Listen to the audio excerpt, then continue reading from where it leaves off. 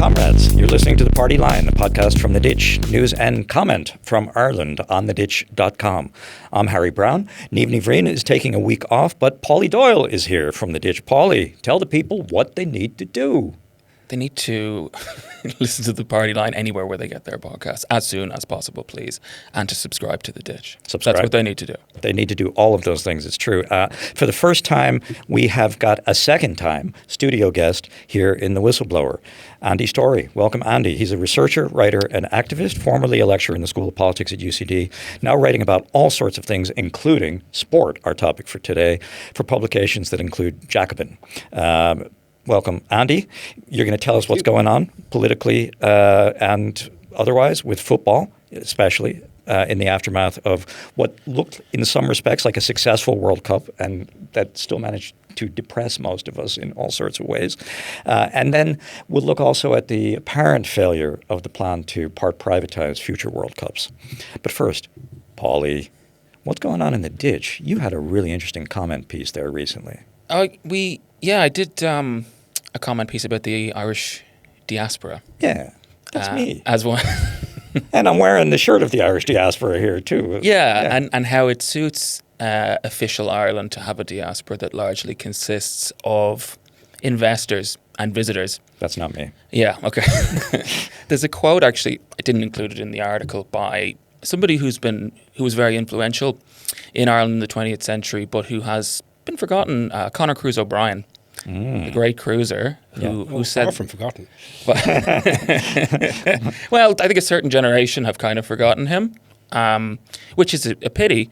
Remind us about Conor Cruise O'Brien. His politics were very noxious in a lot of ways, but he wrote quite beautifully. And one of the things he said about Irishness is that it's not primarily a question of language, blood, or race. It is the condition of being involved in the Irish situation. I think it's a really, really nice quote. And I think that what he means by that is to understand the history of this country, to understand the politics here, to understand the social realities of what life is like on this island, is going to leave you a little bit bruised, because the next section of that quote is to say, and usually to be mauled by it. Right. Yeah. Mauled by history. Yeah, exactly. And I think that's the very opposite of the kind of diaspora that the political establishment here wants. I mean, I was researching the piece and, looking at all of this kind of old material used to reach out to the diaspora, which is a term that itself only emerges really in the 90s with the Celtic Tiger. Before that, we were just immigrants. It's sort of a Mary Robinson word, almost, isn't it? Yeah. Yeah, exactly, yeah. And it's reaching out to Irish Americans, and it says well, we didn't want the Brits here. We didn't want all these various different colonizers, but we'll give you a warm, merry welcome because we've invited you. Call 1-800-SHAMROCK to get your to get your free holiday package. And I think there's a more radical, first of all, history of certain elements of what we now call the diaspora engaging with this island and what's happening on it. And one of the ways they did it was no raid. Yeah. And of course, longer than that. I mean, the 1916 proclamation calls out the Irish abroad. The Eamon de Valera went and raised money in America in the period of the War of Independence. So there was an engagement with the Irish abroad, with emigrants on behalf of the Irish Republic. And I know when I came here in the 80s, there was a widespread rejection of that by official Ireland. That past in which the Irish abroad had been enlisted in the cause of building a republic was seen as a kind of an embarrassment, and that the Irish Americans in particular were kind of stuck in that past, and that we needed to get beyond it. I was assumed, when I came to live in Ireland first in the 80s, I was assumed to be a kind of a ignorant American Irish nationalist. Yeah, and there was this... Maybe I was. There was a real concerted effort to kind of bury the history of Irish republicanism, and we joined the EU in, I think it was 1973, wasn't it? It was. And so you have, we're heading towards this kind of prosperity, joining this bloc, finally becoming a normal country or one of these countries. But you've got this very inconvenient thing of a revolutionary war happening in the north. So there's a huge effort then to kind of change the narrative and to stop the diaspora from engaging with the island on those terms, which I think is what happened over the course of maybe 50 years. Yeah. And it's still going on. I mean, if you look at what Micheál Martin said when he visited Capitol Hill on St. Patrick's Day, and the St. Patrick's Day thing is, I mean, we won't even get into that, but he's talking about success stories, people who made it. Here's a woman who was born in Leitrim in abject poverty, but she moved to America and she employed 40 people. I mean, so don't forget there are loads of paddy-run businesses all over the country. So, aren't we great? Let's keep that going. Please keep your tech dollars flowing towards us. And it's a sad thing as well, because I do think that actually a lot of the diaspora do feel a genuine connection to this island and would be willing to meaningfully politically engage with it if they were given the chance, if they were offered more than leprechauns and pints that cost €10 in Temple Bar, if the government saw them more as potential investors or visitors. I mean, where I live in the North Inner City, and something that I often see is the sight of like a bewildered American tourist, sometimes literally luggage in hand, who's just looking around, scratching their head, saying, is this it? Yeah. Yeah. Yeah. And unfortunately for them, this is it. It's interesting, and it's really a piece that's well worth reading. I recommend it to everyone out there if you haven't seen it already, Paulie's piece about the diaspora. I'm reminded that, part of the issue with the NORAID version of kind of solidarity and connection to the old country in the 80s, and part of the reason why kind of liberal Ireland could reject it, is that it was full of kind of fairly right-wing cops.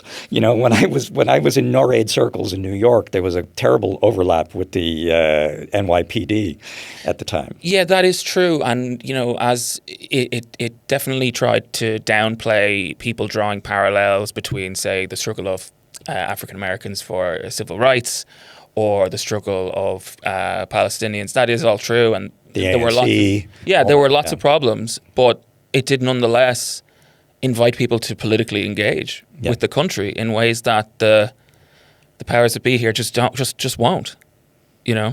So, and there are people who are influential who've drawn those parallels as well, people like Bernadette Devlin. Absolutely. Yeah. And, but that was definitely a problem with NORAID for sure. I don't want to come across like I'm saying. Yeah, it was bring it back. No. I think Bernadette Devlin got some medal from Irish America. Oh yeah, and symbolically gave it to the Black Panthers. I love that so much. Yeah, that's right. Yeah, which I think was a neat move. Yeah, no, great. Of course, Bernadette. I think it's this thing, we shall not be moved, as well during protests in the North at the outbreak of the war. Exactly, yeah. And it's interestingly there recently that the All Together Now festival, I wasn't there, but my daughter was, and she sent me a picture of Kneecap bringing Bernadette out on stage. And so that history, that kind of understanding Ireland in a larger sort of decolonial context is very much alive with a younger generation here. And maybe that is potentially spreading to the diasporic generations abroad as well. Yeah, well, that's the risk for the likes of Fianna Fáil and Fine Gael, and something that they are, actively trying to stop happening. Absolutely, yeah. So look, one of the interesting aspects, of course, of American life recently has been the World Cup there, and we're going to talk to Andy now about the football mostly, but we want to do that first through our normal segment of part 2 of the program, where we discuss a piece of non-ditch media. So we've just been talking about Paulie's excellent comment piece in the ditch. Let's talk about how this kind of power struggle between FIFA and UEFA in particular has been covered in other media. And I want to, before we get to the main piece that we're going to discuss here, I want to quickly check in with a comment piece by Gideon Rachman in the Financial Times. Football has given Europe a rare geopolitical victory. That, in other words, the push against Infantino in the international football circles by UEFA has been a kind of a mark of one sector where Europe actually has some sway. What do you make of that, Andy? I thought it was kind of daft But I also thought it actually kind of hit on a point. Now, we might talk about this more later after we've talked about Miguel Delaney's piece as well. But in a sense, what you're seeing at the moment is the European governing body, UEFA, rebelling against this latest initiative on the part of Gianni Infantino, the head of the world governing body, FIFA, to part privatise FIFA events like the World Cup. And we might come back to that. But I think what he missed was that this is, in some ways, a European power grab. Mm-hmm. What you're seeing is the richer European football federations rebelling against Infantino's deeply corrupt, deeply dodgy, awful model of governance, but one which did see a certain level of redistribution of funds to African, Latin American and Asian football federations. Mobsters are often good at looking after... Exactly. So, I think I would be highly suspicious, and again, we'll probably come back to this, I would be highly suspicious about the motivations behind the European actors involved in this. And Miguel Delaney, as we'll talk about, is very favourable. He's very positive towards some of the European actors. And I think we have to look at what their history is and be very dubious about their motives. So in a sense, I think when Rachman says it's about Europe finally asserting itself, he sees that as a very good thing.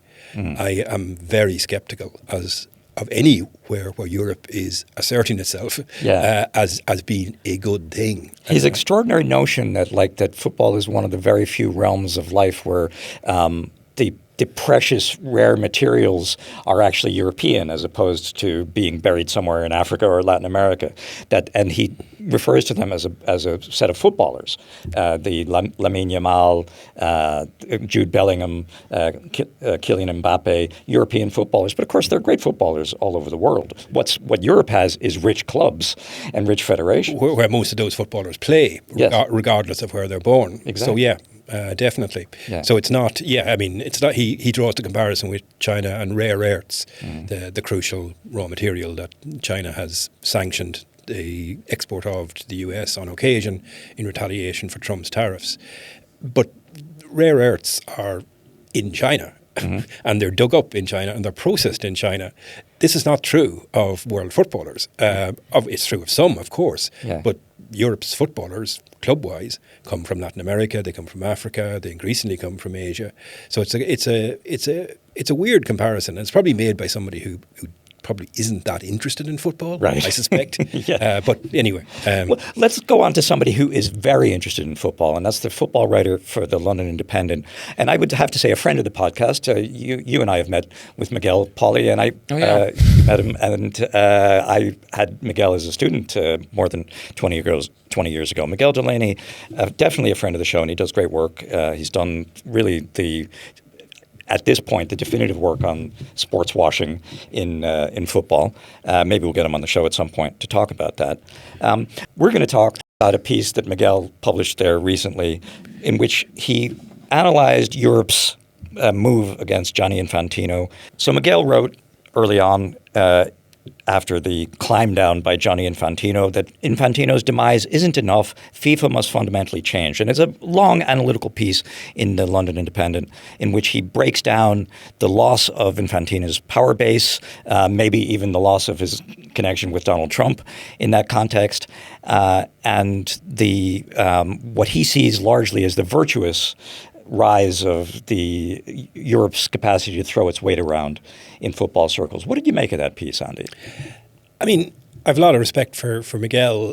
Miguel's writing, I think States of Play is a great book. It's a book about sports washing more generally. But I had problems with this piece because he gives, to my mind, far too much credit to some of the people he quotes. So he talks about, he praises a leading UEFA figure who says his leadership has been exposed as poor, his character questionable, his interests self-interested. This is in relation to Infantino. And my reaction on reading that was, you're only realising this now?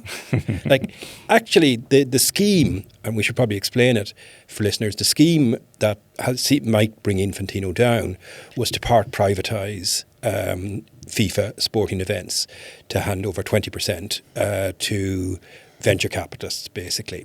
And intriguingly, the venture capital head honcho that was to lead this was none other than Joshua Kushner. Kushner, that's a name we know from somewhere. Who is the brother of Jared Kushner, who is, of course, the royal son-in-law. Trump's son-in-law and ubiquitous special envoy to everywhere. Right. So there was a strong whiff of the usual corruption around this. But, when that person is talking about his leadership has been exposed as poor, where was that person when Infantino was giving Trump the FIFA Peace Prize? Yeah. Where was that person when Infantino was signing FIFA up to Trump's Board of Peace for Gaza? A really obscene effort to try and gain some credibility by offering to rebuild sports facilities in Gaza that had been destroyed, along with the lives of many sports people in Gaza by the Israeli genocide. Or where was where was that person when the Qatari World Cup facilities were being built by migrant slave labour? Something that Miguel, of course, who were down. And Miguel has written brilliantly on that. Bravely speaking out now that Infantino is mortally wounded. He says that the FIFA executive, Kevin Lamour, has had his reputation enhanced by saying that everyone must take responsibility. And I had the same reaction. Where was his sense of taking responsibility before now? Mm-hmm. Did he take responsibility when Infantino ignored Trump's diabolical conduct during the World Cup, when he barred a Somali referee from entering the country, and you could go on to the various migration restrictions, the Iranian team being forced to live in Mexico and only enter the US on game day and having to leave immediately afterwards. So again, to my mind, it's too little too late. He also talks about the formidable president of the Norwegian Football Association. And again, my feeling was, well, yeah, but it's a little late in the day to be talking about taking responsibility and calling for governance reform, which only fuels my suspicion that this isn't really about those things. What this is about is an attempt on the part of UEFA, the European governing body, to have a much greater say and probably to hog a much greater amount of the cash. Because really, bad as it is, the now shelved proposal to part privatise the World Cup isn't the worst thing Infantino has done. Mm-hmm. He's done a lot worse things before now, including just a few days prior to this announcement. He delivered this extraordinary speech where he said that anybody criticising his conduct during the World Cup or the conduct of FIFA more generally was guilty of hate speech. And he described the World Cup as, and I'm not making this up, he described the World Cup as not just the greatest World Cup ever, but the greatest human, social and cultural event ever witnessed by mankind. So, this guy was hubristic and out of control long before this latest scandal broke. And the question I would have is, why are these Europeans now wringing their hands? Why were they not protesting and threatening, as they have, to withdraw from FIFA tournaments before now? Well, why don't you... Sorry. I was going to ask, is an organisation like FIFA even reformable? Everything... what would reform look like? Yeah. I wonder. One wonders. Infantino came in 2016 on a pledge of reform. Yeah, Sepp Blatter before him was, of course, everyone's Sepp Blatter was notoriously picture of corruption. So you may well be right, Paulie. It may well not be reformable. I think we know from the Irish situation that the Football Association of Ireland has been proven a desperately difficult body to reform. A lot of us have probably read Champagne Football, the book about the FAI and about Delaney's really dodgy presidency. For those of you listeners who haven't, who don't remember that history or aren't interested in football, Delaney was the chief executive officer of the FAI. The Football Association of Ireland. He paid himself, or organised to pay himself, a salary of €400,000 plus expenses at the same time as he was driving the organisation into the ground financially and running up enormous debts. Has the FAI been reformed? Moving briefly to the matter of the proposed Irish men's football games against Israel coming up in September and October, the FAI has decided that they're moving the home game to the so-called home game that would have been in Dublin to Serbia, to a neutral venue. Lots of problems with that. They're letting the government off the hook. The government could have blocked the Israeli team from coming here. They're also preventing us protesting against what if the match had gone ahead. But most disgracefully, the FAI issued a statement saying they had the support of the Palestinian Football Association for this move, which the Palestinian Football Association very quickly sought to quash. But, given the FAI's willingness to be as disingenuous as that, it doesn't say much about how reformed they've become since the days of John Delaney. And it may well be the case that FIFA is irreformable in that sense. A utopian reform would be that you would have a much greater degree of worker control, which would mean that footballers would actually have a much greater say in the running of this. But it is such a cash cow and also such an incredible platform for showcasing the egos of people like Infantino, but also people like Sefer and the head of UEFA. It may be that the opportunities and the appeal of that is simply too much to resist. And it's also, there's something ironic as well about moving the match to Serbia, which saw the state block not give passports to the Yugoslav football team when they wanted to play here, effectively stopping a match going ahead. So it seems like maybe we've regressed. It may well be, and you raise an important point, sticking with the proposed games against Israel for a moment, that in that situation the government had no hesitation in interfering with a football event, whereas the government initially here said it was entirely up to the authorities, and as the Ditch has reported, to the football authorities that is, as the Ditch has reported, that wasn't the case when a boycott was introduced of Russia and Belarus. Yeah, no, it was the government was pushing. Wrote to all the sporting authorities in Ireland and said, please enforce this boycott. But now they're turning around and saying when it comes to Israel, it's purely a matter for the football authorities. So I think from the national to the European to the global level, these are difficult bodies to reform. Before we leave Miguel Delaney's piece entirely and get onto a more general discussion about this, I want to, in a sense, steelman the argument that there is something heroic about UEFA's push against Infantino here. That, why now? Why did they not speak up earlier? Well, you bite your tongue during the World Cup. You understand the politics at play. But that this particular proposal kind of was the straw that broke the camel's back, and that it's only normal that you begin to speak out when you can do so politically, when you can mobilize support, when you can get other federations on board, and that for all that they may have bit their tongue for too long, that at least they are moving now, and that you can justify to a certain extent the caution that may have gone before, given the power of the response now. Yeah, but I wonder whether there weren't issues prior to this that wouldn't also have mobilised massive support. So why this issue then? What do you think it is about this particular plan that became the turning point? I suspect, and obviously we can't know for sure, I suspect that there was a level of European and elsewhere in the world also distaste for, in particular, Infantino's closeness to Trump. Mm-hmm. And you don't want to reduce it all to footballing matters, but maybe in some ways the straw that broke the camel's back was, and apologies to those of you who aren't football fans and weren't following it, during the World Cup an American player was sent off in a game. He should have been banned from playing in the next game. Trump openly intervened and Infantino, while he claimed it wasn't his decision, it clearly was, allowed the player to play in the next game.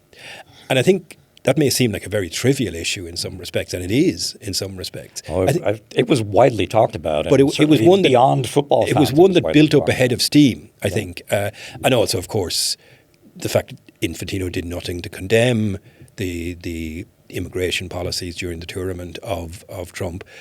And there was probably a sense that, Trump is incredibly unpopular around the world. So I suspect it was this further evidence of a corrupt relationship between the Trump family and Infantino that really is what the straw that broke the camel's back. But I think there might have been issues before that would have generated more support for reform. And in particular, I think the Board of Peace proposal. I think there was widespread disgust maybe not so much in Europe, but certainly in the rest of the world. There was huge disgust at the fact that FIFA was being signed up to give whatever credibility it could to a disgraceful proposal to build condos and hotels on top of the bones and rubble of Gaza. So again, I wonder whether there weren't opportunities prior to this to rein in and perhaps depose Infantino. And the most likely explanation as to why the move is happening now, apart from it being a European power grab, is that they see Trump and the association with Trump as a weak point. So they wanted to get him. The Trump thing is a weak point globally, and they've been able to mobilize. And it's almost certain now that they will bring him down at the next election, if not sooner.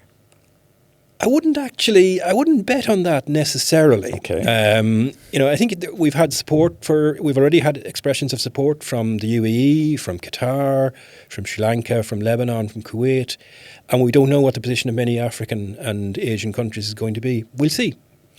All right, so let's go on to this then and think past the focus on Infantino a little bit and focus on UEFA, because you've been suggesting here that the European Football Federation is essentially doing a power play here.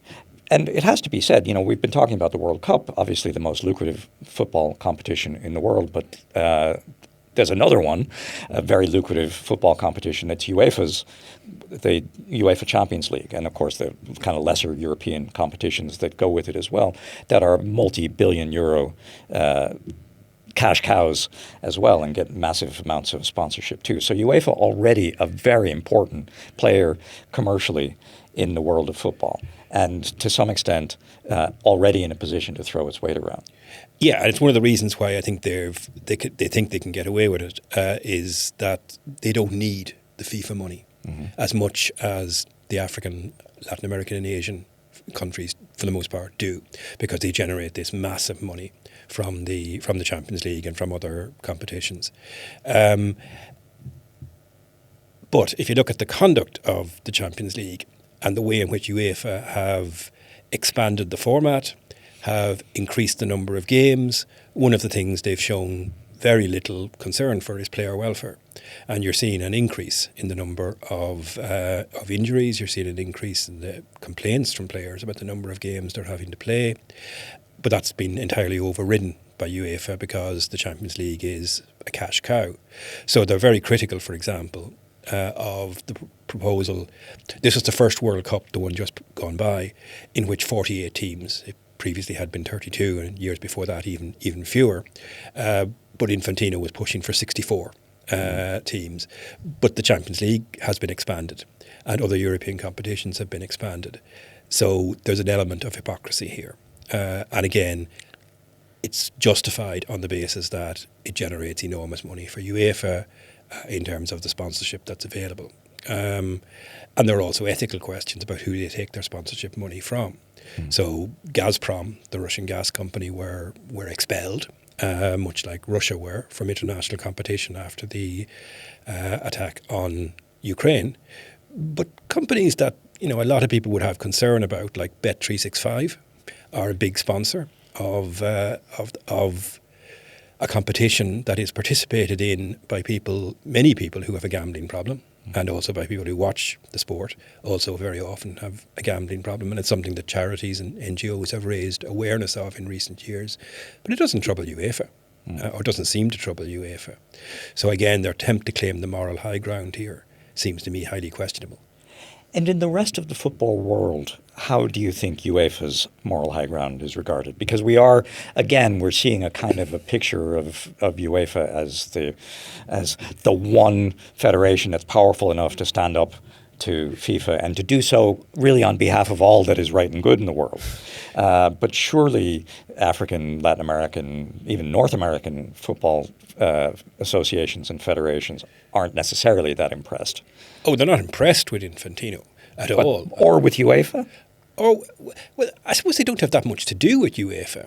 The question will be how much weight they're willing to give to UEFA's power grab. That's it. And that remains to be seen. I don't think they would have been impressed with Infantino, but they wouldn't necessarily see what comes next as necessarily being an advance. Because, as I said, they did benefit from the patronage network that Infantino set up, where money was funneled to African countries, for example, and no doubt the John Delaney's of Africa were siphoning off a lot of that money for themselves, but nonetheless a lot of it was going through to the development of football and grassroots football in those countries. Will that model, in return for their voting for Infantino and supporting his proposals, in the event of reform, will that continue? Yeah. It's almost certain that the replacement for Infantino won't be a European, that they'll go outside. They'll find somebody who'll, but the suspicion would be that they'll find somebody who'll be more amenable to European interests. Yeah. I guess in short, we would say that we don't want to look at UEFA as somehow the white horse riding in to rescue the football world from Infantino. What about other kinds of organizations and their relationships with, first of all, with the kind of corruption that we've seen in FIFA, but also with the other issues we've talked about in relation to Palestine, in relation to the genocide, etc., in relation to gambling sponsorship, because UEFA and the Champions League are hardly the only ones that go big on that. Tell us a little bit more, for instance, about the English Premier League and its place in the kind of wider sporting commercial firmament. The English Premier League is by far the richest league in the world. That's partly because it's generated this fantastic viewership figures around the world, and therefore it attracts the most sponsorship, and therefore it attracts the best players. That's a virtuous circle, if you like. Yeah, exactly. But it is, as a recent report called Red Card has, by the charity War and Want, has documented the English Premier League, or a lot of its members, are deeply implicated with Israel, and indeed in some cases with support for the occupied territories. That's partly due to sponsorship. A lot of the firms that sponsor the Premier League clubs are deemed complicit in genocide. But it's also the behaviour of the clubs themselves. So Arsenal, for example, sacked one of their kitmen a couple of years back for having posted criticisms of genocide. He's suing for wrongful dismissal. They accuse him of anti-Semitism, which, of course, the usual bugbear that's thrown up in these situations. A youth team coach at Brighton, another Premier League club, was in Gaza and posted saying that he was, urging the death of Palestinians. No sanction, whatever, applied to him. So the Premier League is both the richest and in many ways the most dodgy when it comes to these matters. And at least half of the Premier League clubs are up to their ears in complicity in genocide in one form or another. As you say, the War on Want charity did the research on this and broke that down very helpfully, didn't they? Yeah. It did, yeah. And it's well worth reading. It's War on Want. I can't remember the subtitle now, but the main title is Red Card. A couple of people involved in the football world have been outspoken in the other direction, of course, and it's important to point that out. People with big Arsenal and Man City are playing in the Community Shield shortly. Pep Guardiola has been reasonably outspoken, I think, on behalf of Palestine in the past. Lamine Yamal, of course, at Barcelona. Gary Lineker. Gary Lineker. Yeah. So football can be a platform for, if you like, activism, or for at least virtue signaling on these issues? Yeah, it can do. And again, I hate to sound so cynical as I've been throughout this podcast. Pep Guardiola has, the former manager now of Manchester City, has been good on these issues. But one of the sponsors of Manchester City is a company called Wix, a website construction company that was set up by a former member of Israeli intelligence. They employ 500 people here in Dublin, one of whom, like Mark Bonnock at Arsenal, they fired in December 2023, I think, for again having posted descriptions of Israel as a genocidal state. So At a personal level, I think Guardiola, we can accept his bona fides on this, but at an institutional level, Manchester City certainly don't get off scot-free. They're owned, by the way, by the Al Khaldoon family from the United Arab Emirates. And on what board does Al Khaldoon sit? Alongside Gianni Infantino, the Board of Peace for Gaza. So again, the links between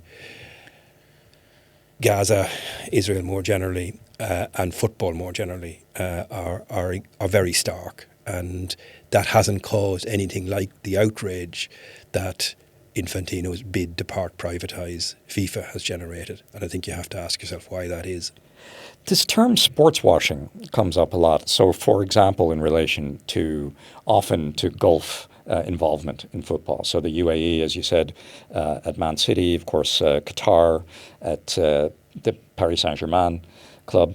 And there's a kind of a notion, and as we were discussing earlier, Miguel Delaney has kind of written a book on this. We previously had in relation to Russian oligarchs, involvement in football clubs in particular.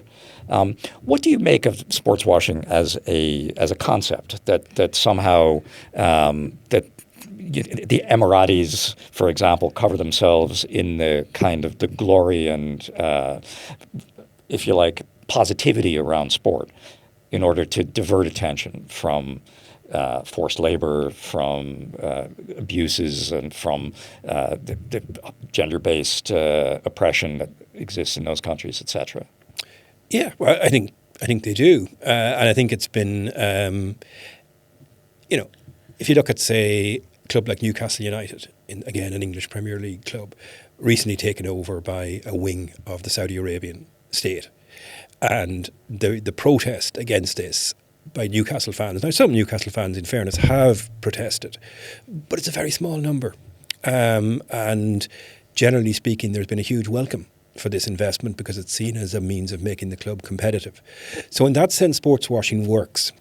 In the sense that there's now a bunch of people in Newcastle exactly. who think the Saudis are a good lot entirely. Exactly. It generates very much goodwill towards Saudi Arabia, despite its abuses. And generates a lot of ill will towards Newcastle among fans of other clubs, presumably, though. So it does, but it also probably generates a fair amount of envy from fans of other clubs who are also looking for their sugar daddy to come in and wish they were bought by whoever it Are there any other Gulf states left that could buy our club? Yes. I mean, the UAE has a few clubs. It owns Manchester City. It also sponsors Arsenal in the English Premier League. And another interesting example of sports washing, because sometimes we can focus too much on the Gulf states, is Rwanda. Talk to us about that. Andy, you were in Rwanda, I know, 30 years ago. Yeah. And you know a lot about that country and about the regime that emerged in that period. Yeah, and I'm as guilty as anyone of having given that regime, which had just taken power at the time I worked there, the benefit of the doubt.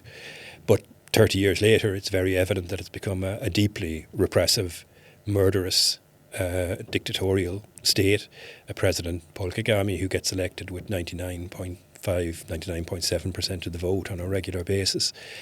But one of the things they've tried to do and by the way, anybody who's interested in Rwanda, a really great book on that is Michaela Wrong's book, Do Not Disturb, which charts, if you like, the degeneration of that regime and the extent of its murderousness at home and abroad in terms of the assassination of dissidents in other countries. But in any event, one of the strategies that Kagame has adopted is sports washing. So Arsenal, as well as being sponsored by the United Arab Emirates, are also sponsored by the Rwanda Tourism Authority. Visit Rwanda. Visit Rwanda is on the sleeve of the Arsenal players. It's also on the sleeve of the Paris Saint-Germain and the Bayern Munich players. Mm-hmm. Now, that's big money. An interesting, and it is significant money, and it's interesting that a relatively poor country is able to, it feels it's worth its while to spend that money on trying to improve its image. Again, some Arsenal fans have rebelled against that.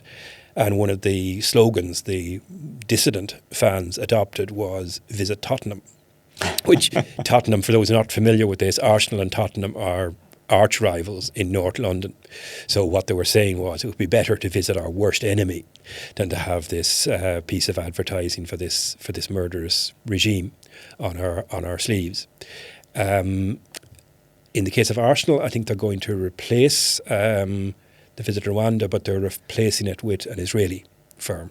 So they're exchanging one form of dodgy sponsorship for another. There are still opportunities for protest. I mean, Paris Saint-Germain, they're Qatari club, but they're accept sponsorship from various people that are really dodgy ethically.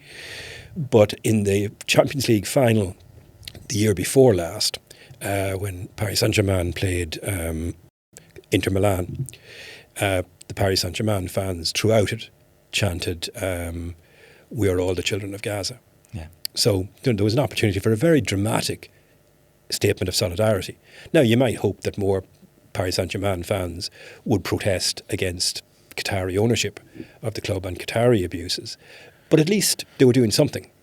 And, better to light a candle than curse the darkness. In the same way that, Lamine Yamal, the prodigiously talented Barcelona and Spain player, when Barcelona won the last Spanish title, on the team tour, on the bus, the victory parade, waved the Palestinian flag. And you might say, it's a gesture, what does that matter? But it mattered enough for an Israeli minister to protest and to accuse him of spreading hate. So there are always niches, there are always gaps into which people can sneak forms of protest. And we know that those are appreciated in Palestine. Yeah, and we see there's a mural of Yamal in some of the bombed out buildings in Gaza. Yeah. Celtic, where the fans, not the club, but the fans have been very supportive of Palestine. I know gets a lot of love from people in Palestine. And you can see that also when you bring it closer to home with the controversy around the fact that the Allianz Insurance Group sponsors the GAA. Our lovely national game, our amateur national game. Surely it's not. Allianz is up to its neck in Israel's activities. They insured Elbit, the major Israeli arms manufacturer, and a subsidiary of Allianz, Pimco Investment Management, is a major buyer of Israeli treasury bonds, government bonds. So it's a major lender to the Israeli government, some of which for a period was facilitated by our own Irish Central Bank, which acted as the conduit, if you like, for that. And the GAA's hierarchy's defence of this has been terrible, which has been, Allianz itself has nothing to do with the Israeli Defence Forces. It's all sibling or related companies. But Allianz is a multinational company. Pimco, for example, is a subsidiary of Allianz. But they don't want to give up their million or whatever it might be. There's different estimates on this, 800,000 to $1 million sponsorship money that they get. But again, there are chinks of light here because you've seen the Dublin men's GAA team.